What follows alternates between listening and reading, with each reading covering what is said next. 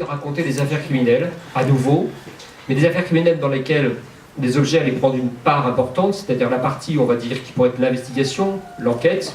Mon frère, c'est plutôt la police, et moi, c'est plutôt la justice, si on fait simple. Hein. Mon frère, c'est le crime, et puis l'enquête, et moi, c'est le criminel et son sort. Bon, l'affaire Landru, c'est sans doute la plus connue, mais on va la rappeler. Donc Henri-Désiré Landru est à la recherche de compagnes officiellement, donc il passe des petites annonces pour les rencontrer. Ces dames, bon, lisent alors dessus, c'est célibataire, etc., cherchent compagne, pour faire sa vie et compagnie. Donc il y a un certain nombre de femmes qui répondent. Il les emmène, alors il est très courtois, charmant, distingué. Il les emmène d'abord manger une petite pâtisserie dans Paris. Et puis après leur propose, une fois connaissance faite, de se rencontrer le temps d'un week-end à Gambais, dans sa maison de campagne. Alors c'est en grande banlieue parisienne hein, aujourd'hui, dans les Yvelines. Et donc elles sont conviées à s'y rendre en prenant le train. Et donc elles apportent avec elles le nécessaire pour le week-end. Et week-end fatal puisqu'elles n'en reviennent jamais. Une fois sur place, elles sont estourbies par... Henri-Désiré Landru, qui finit de les faire disparaître dans sa cuisinière. Elles ont un statut, ce sont des objets, des témoins muets, mais qui sont finalement aussi importants en France. Il y a deux choses. Il y a la principale, c'est l'aveu. Hein, il faut avouer. Dans le registre du droit français de la procédure, c'est l'aveu, la preuve suprême. Mais s'il n'y a pas d'aveu, alors c'est un objet qui va emporter la conviction. Et au pays de Descartes, hein, c'est-à-dire le cartésianisme ne reprimé, mais non, c'est l'objet qui va parler.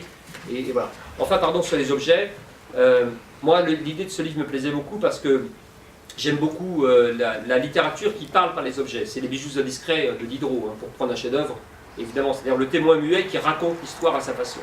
Donc l'idée, c'était de réécrire ou de relire les histoires ou les affaires à partir de cet objet central qui, finalement, est là au début du meurtre et finit là où il y a le moment où le verdict est rendu. Il est toujours là. Et il assiste à tout. Donc c'est peut-être la seule personne d'ailleurs qui assiste à tout. Même si, parce que l'assassin peut très bien ne pas être dans le box et un innocent à la place. Mais le seul qui est vraiment toujours là de A à Z, c'est la pièce à conviction. On n'a d'ailleurs toujours pas de politique hein, sur la conservation des scellés. Hein. Il n'y a toujours rien de fixé et de réglé pour l'avenir. En théorie, il faudrait tout garder, mais dans quelles conditions? Qu'est-ce que la science exigera demain matin pour considérer que les objets n'ont pas été manipulés? Quel coût ça aurait? On n'arrive déjà pas à trouver des juges, alors s'il fallait acheter des bâtiments juste pour pouvoir conserver des objets, on s'en va dans quelque chose de compliqué, donc voilà.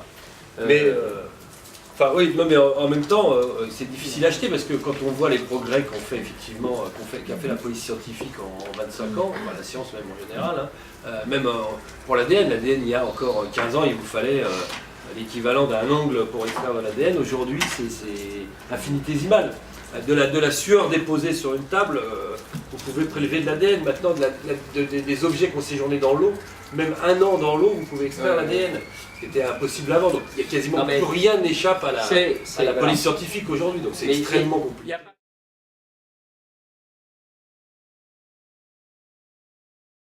Alors, elles sont conservées en théorie d'abord dans le bureau. Elles sont conservées un temps par la police, puis l'affaire, elle devient très vite judiciaire. Hein. Vous savez qu'en France, une garde à vue, c'est maximum 48 heures, au bout de quoi, sauf 96 heures en matière de terrorisme, etc.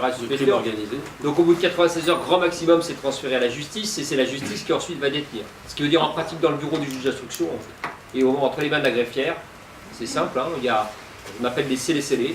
Donc il y a des grands d'acier rouge et tout un tas de choses, et c'est dans un bazar épouvantable, comme l'est l'état des palais de justice en général, hein, où les pièces sont supposées être enfermées vaguement dans un placard, dans un tiroir, mises au dossier. Il y a quelques années, dans une affaire concernant la scientologie, la greffière a réussi à se faire voler 18 caisses d'archives en pleine affaire qui était courante. Bon, vous voyez, donc il peut arriver de tout. Ensuite, elles vont être gardées donc, à l'instruction, puis après elles vont être transférées, je ne vais pas vous faire un cours de procédure, mais peu importe, elles vont se retrouver à la cour d'assises et ensuite elles deviennent ce qu'on veut bien en faire. Depuis qu'il y a l'appel, elles vont rester avec l'ensemble du dossier. Mais il n'y a pas de règle. C'est ça qui est intéressant, c'est qu'il n'y a pas l'obligation pour la justice de conserver pendant X décennies, il n'y a rien d'écrit pour l'instant. Donc chacun fait un peu comme il veut. Et si vous regardez l'histoire judiciaire que nous on a un peu épluchée, hein, il y a des endroits où on s'est débarrassé de tout très vite. Mais juste parce qu'on n'avait pas la place, pas le réflexe, pas genre. Puis il y a des tribunaux où il y avait un peu plus de place, un peu plus de temps. Des gens qui étaient un peu plus méticuleux que d'autres. Hein. C'est comme c'est la nature humaine qui fait que d'un seul coup on a gardé les objets ou pas. Mais il n'y a pas de règle pour l'instant, il n'y en a pas de fixée. Tant que l'affaire est en cours, en théorie, on conserve. Dès que l'affaire est finie, on est supposé pouvoir s'en débarrasser. Et...